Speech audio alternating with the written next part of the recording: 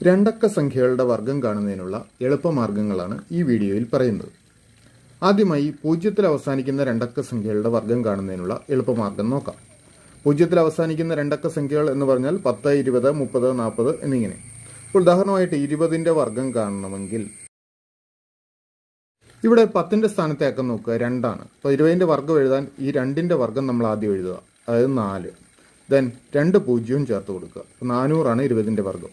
ഇനി നിങ്ങൾക്ക് 60ന്റെ വർഗം എഴുതണമെങ്കിൽ ഇവിടെയും 10ന്റെ സ്ഥാനത്തെ അക്കം നോക്കുക, 10ന്റെ സ്ഥാനത്തെ അക്കം 6 ആണ്. 6ന്റെ വർഗം എഴുതുക 36, 2 പൂജ്യം ചേർക്കുക, 3600 ആണ് 60ന്റെ വർഗം. ഇതുപോലെ 90ന്റെ വർഗം എഴുതണമെങ്കിൽ ഇവിടെ 10ന്റെ സ്ഥാനത്തെ അക്കം 9 ആണ്. 9ന്റെ വർഗം 81, 81ഉം 2 പൂജ്യവും ചേർത്താൽ മതി. അപ്പോൾ 8100 ആണ് 90ന്റെ വർഗം. ഈ രീതിയിൽ 10ന്റെ ഗുണിതങ്ങളായി വരുന്ന രണ്ടക്ക സംഖ്യകളുടെ വർഗം പെട്ടെന്ന് എഴുതാവുന്നതാണ്. അടുത്തതായി 5ൽ അവസാനിക്കുന്ന രണ്ടക്ക സംഖ്യകളുടെ വർഗം കാണുന്നതിനുള്ള എളുപ്പമാർഗം നോക്കാം. 5ൽ അവസാനിക്കുന്ന രണ്ടക്ക സംഖ്യകൾ എന്ന് പറഞ്ഞാൽ 15, 25, 35 എന്നിങ്ങനെയുള്ള സംഖ്യകൾ. ഈ സംഖ്യകളുടെ എല്ലാം വർഗങ്ങൾക്ക് ഒരു പ്രത്യേകതയുണ്ട്. ഇവയുടെ എല്ലാം വർഗങ്ങളുടെ അവസാനിക്കുന്നത് 5ന്റെ വർഗമായ 25ലാണ്. അപ്പോൾ നമുക്കുള്ള എളുപ്പമാർഗം നോക്കുക. 15നെ 2 ഭാഗമാക്കുന്നു. ഒരു ഭാഗം ഒറ്റയുടെ സ്ഥാനത്തെ അക്കമായ 5, രണ്ടാമത്തെ ഭാഗം 10ന്റെ സ്ഥാനത്തെ അക്കമായ 1. നമ്മൾ അവസാന രണ്ടക്കങ്ങൾ 5ന്റെ വർഗമായ 25ആണ്. ആ 25 എഴുതുന്നു. അതിന് മുമ്പിലുള്ള ഭാഗം കിട്ടുന്നതിനായിട്ട്, ഈ ഭാഗത്ത് സംഖ്യ കിട്ടുന്നതിനായിട്ട് ഈ 10ന്റെ സ്ഥാനത്തെ അക്കം 1, 1ഉം 1നോട് 1 കൂട്ടിയ സംഖ്യ 2, 1ഉം 2ഉം തമ്മിൽ ഗുണിക്കുന്നു. 1, 2, 2. അപ്പോൾ 225 ആണ് 15ന്റെ സ്ക്വയർ. ഇനി 35ന്റെ സ്ക്വയർ കാണണമെങ്കിൽ അവസാന രണ്ടക്കങ്ങൾ 5ന്റെ വർഗമായ 25 ആണ്. അപ്പോൾ 25 എഴുതി. അതിന് മുൻപിലുള്ള ഭാഗം കിട്ടാനായിട്ട് 3ഉം 3നോട് 1 കൂട്ടിയ സംഖ്യയും തമ്മിൽ ഗുണിക്കുന്നു. അപ്പോൾ 3നോട് 1 കൂട്ടിയ സംഖ്യ 4, 3 ഗുണം 4, 3 12. 1225 ആണ് 35ന്റെ സ്ക്വയർ. 75ന്റെ സ്ക്വയർ കാണണമെങ്കിൽ എന്ത് ചെയ്യണം? ഇതിനെ 2 ഭാഗമാക്കുമ്പോൾ ഒരു ഭാഗം 5, ഒരു ഭാഗം 7. അവസാന രണ്ടക്കങ്ങൾ, വർഗത്തിലെ അവസാനത്തെ രണ്ടക്കങ്ങൾ 5ന്റെ വർഗമായ 25.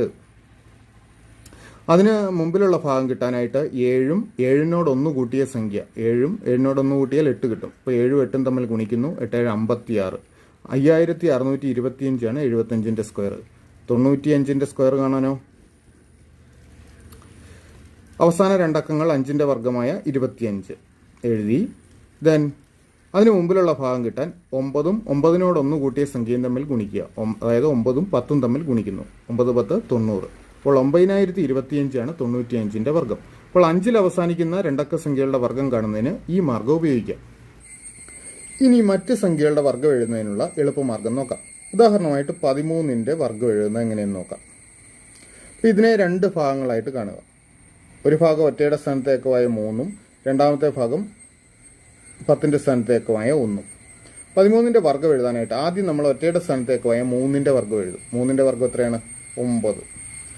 ഇനി ഈ 2 അക്കങ്ങളും തമ്മിൽ ഗുണിക്കുന്നു. 3 ഗുണം 1, 3. എന്നിട്ട് അതിൻ്റെ ഇരട്ടി എടുക്കുന്നു. 3ന്റെ ഇരട്ടി 6. ആ 6 ഇവിടെ എഴുതുന്നു. ദെൻ ലാസ്റ്റ് 1ന്റെ വർഗം എഴുതുന്നു. 1ന്റെ വർഗം എത്രയാണ്? 1. അപ്പോൾ 169 ആണ് 13ന്റെ വർഗം. ഇനി 27ന്റെ വർഗം എങ്ങനെ എഴുതുമെന്ന് നോക്കാം. ആദ്യം ഒറ്റയുടെ സ്ഥാനത്തെ അക്കമായ 7ന്റെ വർഗം എടുക്കുക. 7ന്റെ വർഗം എത്രയാണ്? 49. 49ൽ 9 മാത്രം നമ്മൾ എഴുതുന്നു. 4നെ നമ്മൾ മാറ്റി നിർത്തുന്നു, ശിഷ്ടമായിട്ട് നിർത്തുന്നു. ഇനി ഇത് തമ്മിൽ ഗുണിക്കുന്നു. 2, 7, 14. 14ന്റെ ഇരട്ടി 28. 28ഉം ശിഷ്ടവും കൂടെ കൂട്ടുക. 28, 4, 32. അതിന് 2 എഴുതുന്നു.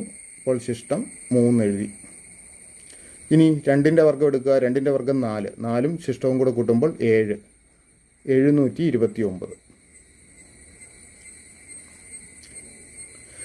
34ന്റെ വർഗം എഴുതണമെങ്കിൽ ഇവിടെയും ഒറ്റയുടെ സ്ഥാനത്തെ അക്കമായ 4 നോക്കുക. 4ന്റെ വർഗം എത്രയാണ്?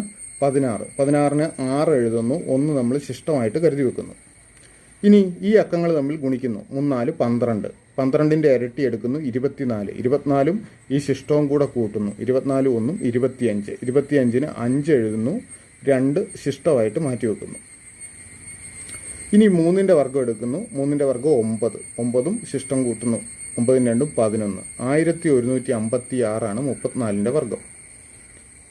78 വർഗ്ഗം എഴുതണമെങ്കിലോ